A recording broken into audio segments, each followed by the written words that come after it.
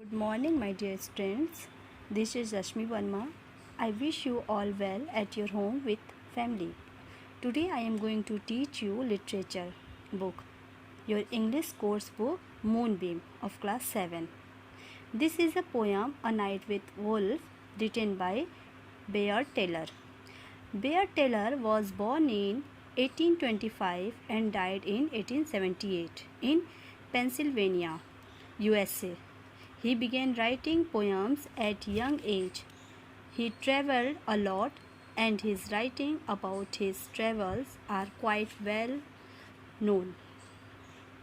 So everyone open your book, page number 19.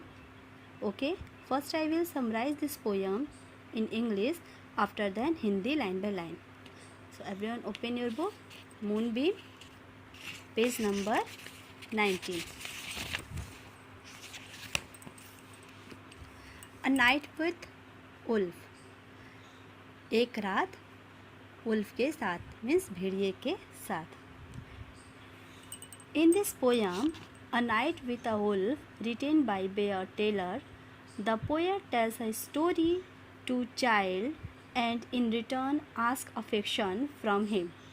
The poet calls the child to sit one on his lap and listen to one of these stories. He asks the child to give him a kiss after listening to the story. The night was stormy and the heavy rain was pouring. The poet started to tell the story of his encounter with a wolf on a night similar to that. When the poet was a small child, he was lost in the mountain where no humans can be seen. The tribal who lived in the mountains were yet very dangerous, as they would rob the passengers, and the child also feared the carnivores present there. The poet saw a wolf in that dark night and he asked the child sitting on his lap not to fear of the wolf. Both the poet and the wolf were searching for a proper shelter on that stormy night. The poet and the wolf, with mutual understanding, became a companion and gave warmth to each other in order to save both of them from the harsh weather. At the time when the wind and the rain stopped, both of them returned back to their respective homes. In this way, with mutual understanding, both of them remained safe. At the end of the story, the poet asked the child to fulfill his promise of kissing him. Now I tell you Hindi line by line. Okay? A night with the wolf, एक रात भेड़िए के साथ. Can you say what this expression means? To cry wolf. This is for you. To cry wolf, to wolf something down, to be a wolf in sheep's clothing. First, little one, come to my knee. Hark, how the rain is pouring over the roof in the pitch dark night, and the wind in the woods are roaring. छोटे बच्चे, little one, इसमें speaker ने अपने बच्चे को story सुनाया है, अपने बारे में ही करके अपने बच्चे को.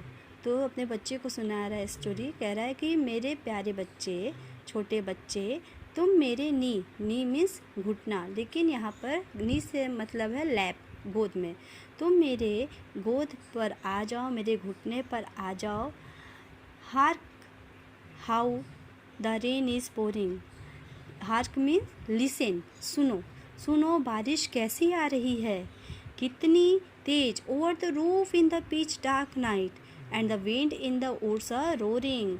कितनी तेज बारिश हो रही है हमारी छत के ऊपर, इस घने अंधेरे में, इस हवाओं में, जंगलों में से उड्स मीन्स जंगल, जंगलों में से कितनी तेज गर्जने की आवाज़, रोरिंग की आवाज़, गर्जन की आवाज़ आ रही है। Hush, my darling, and listen, then pay for the story with kisses. Father was lost in the pitch black night in just such a storm as this is. Hush, hush means be quiet, चुपचाप रहना। अरे जरा शांत हो जाओ, चुप हो जाओ मेरे प्यारे, और सुनो। देन पे, और फिर तुम मुझे इसके बदले में कुछ देना। कुछ देने में क्या मांग रहे हैं फादर उससे? विथ किसेस, कुछ किसेस देना। पिताजी, father was lost in the pitch black night. एक बार पिताजी घनघोर काली रात में खो गए थे। और उस दिन भी क्या था? स्टॉर्मी नाइट, आंधी तूफान। जैसे आज आंधी तूफान वाली रात है, उस दिन भी आंधी तूफान की ही रात थी। High on the lonely mountain, where the wild man watched and waited, wolves in the forest and bears in the bush, and I on my path belated. ऊंचे पर्वत, अकेले सुनसान पर्वत। High on the lonely mountain, ऊंचे ऊंचे और अकेले सुनसान पर्वत पर, जहाँ पर जंगली वाइल्ड मैन, जंगली व्यक्ति, जंगली लोग, मतलब जी जहाँ पर लुटेरे, यहाँ वाइल्ड मैन से मतलब है लुटेरों से, जहाँ पर लुटेरे व्यक्ति खड़े होकर के लोग इंतज़ार करते थे कि वहाँ पर कोई आए और उन्हें लूटा जाए। जंगलों में भेड़िए, वुल्व्स इन द फॉरेस्ट, जंगलों में भेड़िए भी थे और झाड़ियों में भालू भी थे। और उसी रात में, उसी अंधेरी रात में, उस रास्ते से मैं गुजर रहा था। बिलेटेड मीन्स पास्ट वे, गुजरना, वहाँ से मैं गुजर रहा था। The rain and the night together, बारिश और रात दोनों एक साथ थे। और came down and the wind come after, bending the props of the pine tree roof and snapping many a rather. बारिश और रात दोनों एक साथ हो रहे थे उस दिन। उस रात को बारिश बहुत तेज़ हो रही थी और रात का भी अंधेरा था और तेज़ आंधी तूफान के साथ बारिश भी हो रही थी। उससे तेज़ हवाएं चल रही थी। और प्रॉप्स मीन्स आपके होता है सपोर्ट, सहारा देना। Bending the props of the pine tree roof, और उस समय पाइन ट्री के जो ऊंचे ऊंचे पाइन ट्री होते हैं ना, फिग ट्री, वो क्या हवा के इतने तेज झोंके के साथ ऊंचे ऊंचे पेड़ की शाखाओं को भी नीचे की ओर झुका दे रही थी। I crept along in the darkness, stunned and bruised and blinded, crept to a field with thick sad boughs and a sheltering rock behind it. Crept means crawl, रेंगना। creep से ही है ये crept means crawl means रेंगना।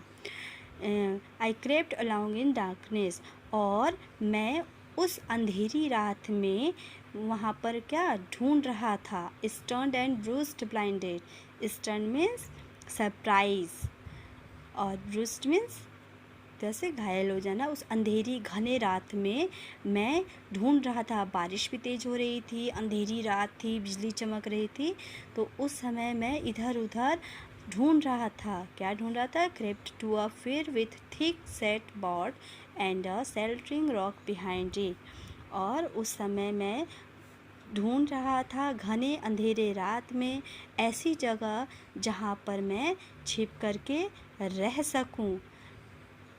और आश्चर्यचकित होकर एक देवदार, तभी उसे क्या, एक फिर ट्री, देवदार के वृक्ष के पास गया, जिसके घने घने बड़ी शाखाएं थी। थिक सेट बॉर्ड, जिसकी घने घने बड़ी शाखाएं थी, और वहीं पर एक रॉक, चट्टान भी उसके पीछे थी। वहीं पर मैं छिप गया। देयर फ्रॉम, छिपा किस लिए? बारिश से बचने के लिए। There from the blowing and raining crouching I sought to hide me, something rustled to green eyes shone, and a wolf lay down beside me. There वहाँ, from the blowing and raining, अब वहाँ पर वो क्या छिप गया, और blowing, और वहाँ पर हवाएं तेज़ चल रही थी, बारिश भी हो रही थी। वही मैं अपने आप को छिपा रहा था, उस बारिश हवा से बचने के लिए अपने आप को छिपा रहा था ताकि मैं भीगने से बच सकूं। तभी कुछ सरसराया, साउथ मीन्स सरसराहट की आवाज़, कुछ सरसराहट की आवाज़ आई। मुझे कुछ ऐसा लगा कि कुछ मेरे पास है, और तभी मैंने 2 हरी आँखें देखी वहाँ पर, और वह मेरे किनारे पर, वो हरी आँखें क्या थी, और वहाँ मैंने किनारे पर क्या था, भेड़िया, 2 ग्रीन आइज हरी आँखें देखी। And wolf lay down beside me, और भेड़िया मेरे बगल में लेटा हुआ था। 2 हरी आँखें किसकी थी, भेड़िए की थी, और भेड़िया क्या था, उसके बगल में लेटा हुआ था। A little one, be not affrighted, मेरे प्यारे बच्चे डरो मत। मैं, आई एंड द वुल्फ टुगेदर, मैं और वो भेड़िया एक साथ ही थे, साइड बाय साइड, एक दूसरे के एक किनारे, through the long long night, उस पूरी लंबे लंबे रात में, हाइड फ्रॉम द अवेफुल वेदर, अपने आप को उस डरावने वेदर से बचा रहे थे। इट मीन्स डरो मत मेरे प्यारे बच्चे। मैं और भेड़िया दोनों एक दूसरे के ही बगल में थे पूरी रात, और उसने कुछ भी नहीं किया, और वह भी छिपा हुआ था बारिश से बचने के लिए।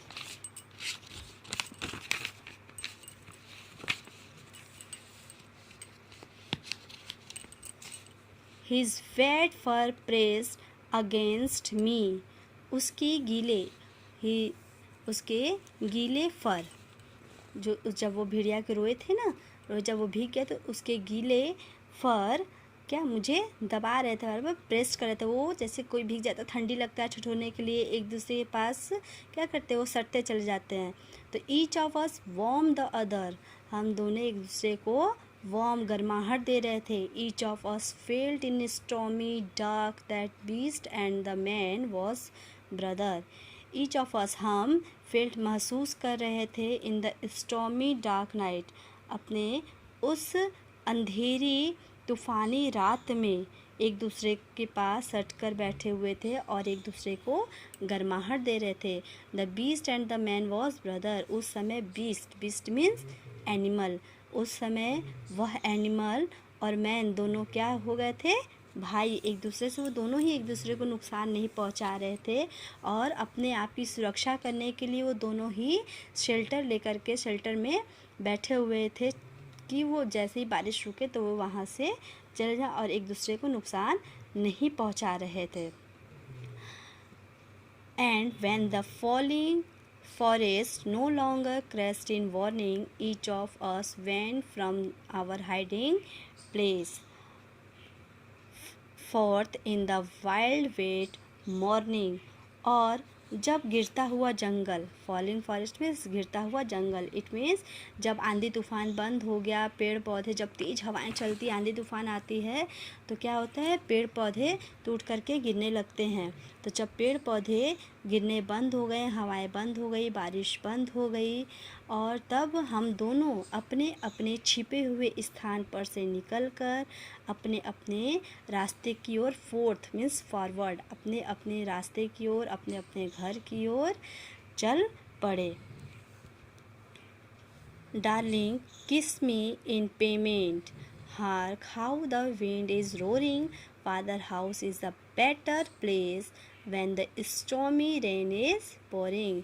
मेरे प्यारे, अब मेरा भुगतान करो। अब कहानी सुनाने के बाद फादर अब अपने बच्चे से क्या कह रहे हैं, जब उन्होंने कहानी सुना दी कि किस तरीके से वह एक बार जंगल में फंस गए और वहाँ पर उन्होंने अब पूरी रात, अंधेरी पूरी रात एक भेड़िए के साथ गुजारा, लेकिन उस समय उन्हें वहाँ कुछ नहीं हुआ। हाँ, लेकिन एक डर उनके मन में पूरी रात डर बना हुआ था। तो अपने बच्चे को ये कहानी सुनाने के बाद, जैसा कि उन्होंने कहानी सुनाने से पहले अपने बच्चों से कहानी के भुगतान के बारे में कुछ किशेस की मांग की थी, तो अपने बच्चे से कह रहे, डार्लिंग किस मी पेमेंट, अब मुझे भुगतान, कहानी का भुगतान करो। Hark how the wind is roaring, सुनो किस तरह से हवाएं चल रही हैं, गर्जना कर रही हैं। Fathers house is a better place when the stormy rain is pouring, पिता का घर सबसे अच्छा स्थान होता है। When the stormy rain is pouring, जब बहुत ही आंधी तूफान या बारिश वाला दिन हो, मूसलाधार बारिश वाला दिन हो, तब पिता का घर ही सबसे अच्छा स्थान होता है जहाँ पर हम सुरक्षित होकर के रह सकते हैं। Now your poem is completed. I hope you all are understood this poem. So thank you for watching my video. Take care. Stay home. Stay safe. Bye bye.